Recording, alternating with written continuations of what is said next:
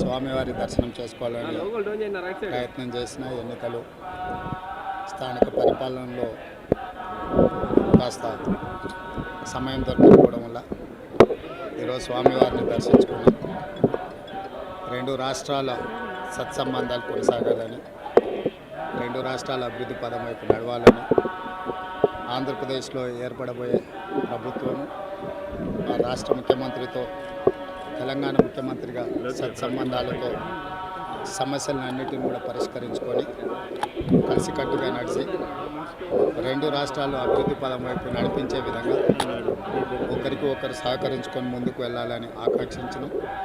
అదేవిధంగా తెలంగాణ రాష్ట్ర ప్రభుత్వం తరఫున కొండ మీద ఒక సత్రం నిర్మాణము, కళ్యాణ మండపం నిర్మించి తెలంగాణ నుంచి వచ్చే భక్తులకే కాకుండా దేశం నలుమూలల నుంచి స్వామివారిని సందర్శించుకునే భక్తులందరికీ కూడా సౌకర్యాలు కల్పించడంలో తెలంగాణ రాష్ట్ర ప్రభుత్వం కూడా భాగస్వామ్యం తీసుకోవాలనుకుంటుంది.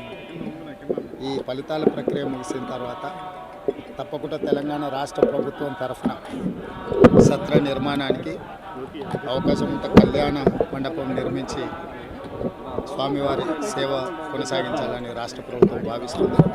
తప్పకుండా తొందరలోనే ఆంధ్రప్రదేశ్ ముఖ్యమంత్రిని కలిసి విజ్ఞప్తి చేసి ఇక్కడ స్వామివారి సేవలో తెలంగాణ రాష్ట్ర ప్రభుత్వం కూడా భాగస్వామ్యం తీసుకోవాలని కోరుకుంటున్నాను. డెఫినెట్గా మీరే చూస్తున్నారో మేము చెప్పేది ఉంది, ఇక్కడ కొండ మీద రాజకీయాలు మాట్లాడకూడదు.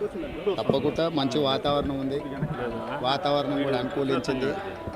గత సంవత్సరం కరువు వచ్చిన తాగునీటి సమస్య ఉన్న సమస్యలను అధిగమించి మంచి ఋతుపవనాలు, మంచి కాలం అవుతున్నది. వానలు పడాలి, పంటలు పండాలి, రెండు రాష్ట్రాలు సుభిక్షంగా ఉండాలనే మా ఆలోచన. ప్రకృతి కూడా సహకరిస్తుంది. తప్పకుండా పాలకుల మనసులో ఎలాంటి ఆలోచనలు లేనప్పుడు స్వామివారు ఒక ఆలోచన కలిగించి తప్పకుండా ఆ ప్రాంత రైతులకు సహాయం చేసే విధంగా వానలు పడి పంటలు పండుతాయి. మా ప్రభుత్వ కార్యాచరణ కూడా ప్రధానంగా రైతాంగాన్ని ఆదుకొని దేశం యొక్క సంపదను పెంచాలనేది మా ఆలోచన. ఆ విధంగా ముందుకు సాగాలని మా ప్రభుత్వం భావిస్తుంది.